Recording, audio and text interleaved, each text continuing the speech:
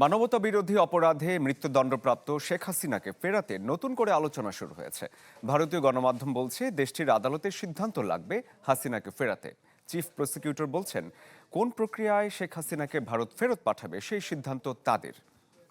আমিনুল ইসলাম জানান, দল হিসেবে আওয়ামী লীগের বিচারে তদন্ত চলছে জোরে সোরেই।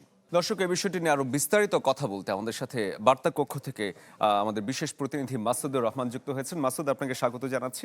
আপনিও নিশ্চয়ই প্রতিবেদনটি দেখছিলেন। আপনার রিপোর্টটি আমরা দেখছিলাম, সেখানে উঠে এসেছে যে ভারতীয় গণমাধ্যম এখন বলছে তাদের আদালতের সিদ্ধান্ত লাগবে, কিন্তু বাংলাদেশের সাথে ভারতের যে প্রত্যর্পণ চুক্তি রয়েছে সেটা দিয়ে কি সম্ভব কিনা, নাকি আদালতে যেতে হবে শেষ পর্যন্ত শেখ হাসিনাকে ফেরাতে? আমরা এতদিন শেখ হাসিনাকে ফেরানোর যে আলোচনাগুলো শুনছিলাম, সেখানে বন্দি প্রত্যর্পণ চুক্তির আওতায় শুনছিলাম।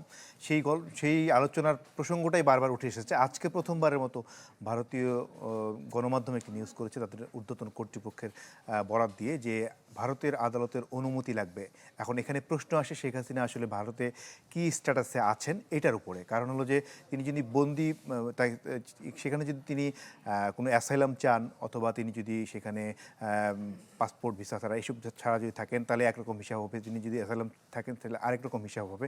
তবে আজকে যেহেতু নতুন করে এটি ভারতীয় গণমাধ্যম আলোচনা তুলেছে, সেক্ষেত্রে প্রধানমন্ত্রী তারেক রহমান ভারত যাওয়ার আগে যেহেতু এই আলোচনাটি এসছে, নিশ্চয়ই ভারতীয় গণমাধ্যমের যেহেতু তারা ঊর্ধ্বতন কর্তৃপক্ষের বরাত দিয়ে এটি বলেছে, সেক্ষেত্রে ভারত এই আলোচনাটি নতুন করে বাংলাদেশকে ভাবাবে কিনা এটি একটি বিষয় আছে। এর কারণ হলো যে শেখ হাসিনাকে ফেরানোর বিষয়গুলো নির্ভর করছে বন্দি প্রত্যর্পণ চুক্তির আওতায় তো বটেই। যদি উনি ওখানে কোনো রকম অ্যাসাইলাম চেয়ে থাকেন, আমরা জানি না, বাংলাদেশি আমরা যারা নিউজ করি, সংবাদ করি, আমরা জানি যে বন্দি প্রত্যর্পণ চুক্তিটাই এখানে কার্যকর হবে। নগদ নিয়ে এলো হার না মানা হার অফার। সর্বনিম্ন 10,000 টাকা রেমিটেন্স নগদে পাঠালে থাকছে স্বর্ণের হার জেতার সুযোগ।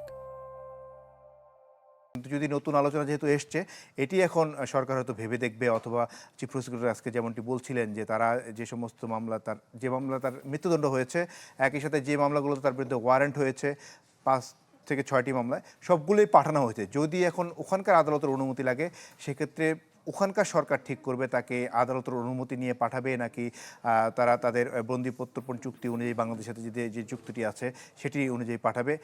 এটার সাথে আবার নির্ভর করছে আমাদের বর্তমান স্বরাষ্ট্রমন্ত্রী সালাউদ্দিন আহমেদ। উনি যে ভারতীয় যে স্ট্যাটাসে ছিলেন, ওনার একটা মামলায় সাজা হয়েছিল, এবং পরবর্তীতে সেই সাজার বাস্তবায়ন হওয়ার পর উনি এই 5ই আগস্টের পর ফেরত আসেন।